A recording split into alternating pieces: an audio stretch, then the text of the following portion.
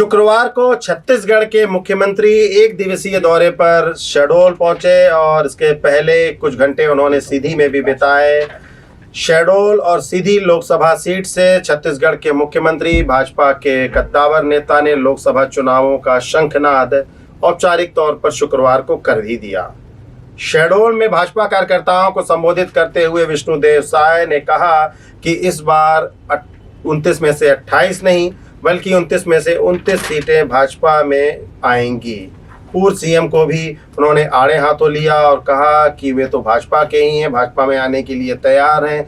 चुटकी लेते हुए उन्होंने मध्य प्रदेश के पूर्व सीएम और कांग्रेस के पूर्व प्रदेश अध्यक्ष पर भी कटाक्ष किया। लोकसभा प्रबंधन समिति की बैठक में छत्तीसगढ़ के मुख्यमंत्री आज पहुंचे थे। उन्होंने संबोधित किया और यहां से लोकसभा चुनाव की रणनीति शुरू हो गई। लोकसभा चुनाव को लेकर चुनावी हलचल तेज हो गई है। आज भाजपा कार्यालय में शहडोल, उमरिया और अनूपपुर तीनों जिलों के ही भाजपा के नेता और विधायक पहुंचे थे। चुनाव से पहले ही यहाँ वीआईपी मूवमेंट शुरू हो चुका है। चुनावी नब्ज टटोल कर वे वापस लौट गए। एक ही दिन में विष्णुदेव साय ने दो लोकसभा सीटों का दौरा किया। छत्तीसगढ़ के मुख्यमंत्री विष्णुदेव साय आज करीब 2 घंटे शहडोल पर थे और उसके बाद वे वापस चले गए। मीडिया से रूबरू होते हुए उन्होंने यह भी दावा किया कि लोकसभा की जो 29 सीटें हैं वो पूरी की पूरे जीत जाएंगे। यही नहीं, छत्तीसगढ़ और मध्य प्रदेश की पूरी सीटें जीतने का उन्होंने दावा किया। मुख्यमंत्री ने यह भी कहा कि यहाँ कर ऐसा लग रहा है कि अपने पुराने घर में आया हूँ। आप लोगों का स्नेह देखकर लग रहा है कि मध्य प्रदेश और छत्तीसगढ़ दोनों अलग प्रदेश आज भी नहीं है। छत्तीसगढ़ आपका छोटा भाई है और हमारे बीच की आत्मीयता भी आज भी बनी हुई है। अविभाजित मध्य प्रदेश में 1990 में पहली बार विधायक बना था। स्वर्गीय रामचरित्र जी और स्वर्गीय जगन्नाथ सिंह जी के साथ विधायक के रूप में मैं काम कर चुका हूं और मैं केवल आप सभी से मिलने ही यहाँ आया हूं।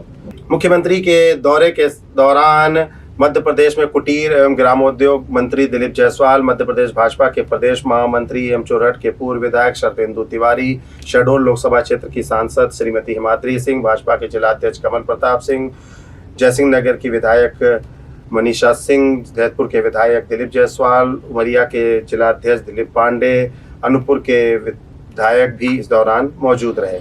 इसलिए ज्यादा वक्त नहीं लेते हुए और मैं तो अपने पुराने घर में पुराने परिवारजनों के साथ आज मिलने के लिए आया हूँ। आप सब लोगों का दर्शन करने के लिए आया हूँ। मैं कोई आप लोगों को चुनाव जीतने का टिप्स देने यहाँ पर नहीं आया हूँ।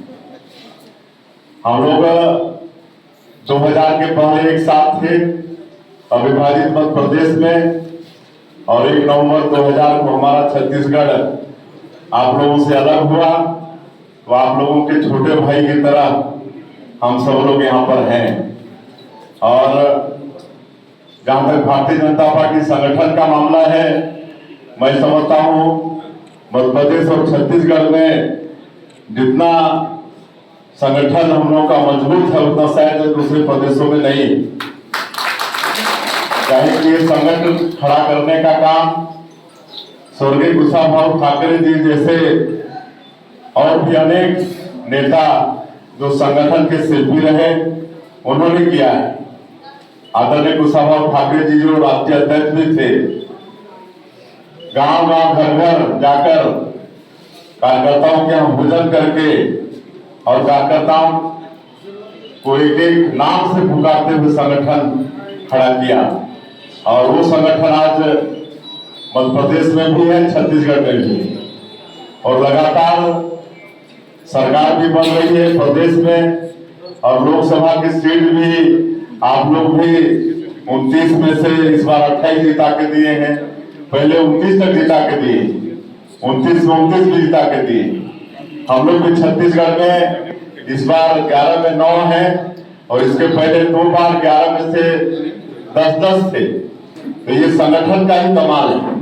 संगठन की बदौलत ही इतना अच्छा रिजल्ट भारतीय जनता पार्टी को दे पा रहे हैं।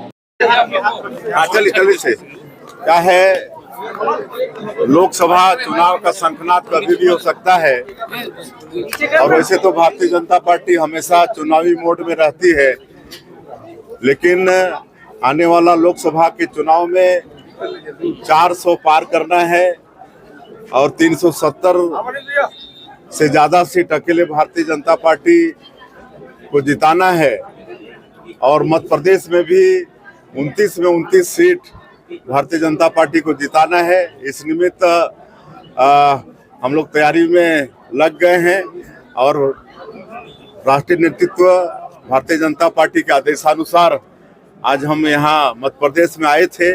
सिंगरौली में प्रबुद्धजनों का सम्मेलन किए, सीधी में कार्यकर्ताओं का सम्मेलन किए और यहाँ पर जो प्रबंध समिति है शहडोल लोकसभा का, उनके साथ मुलाकात किए।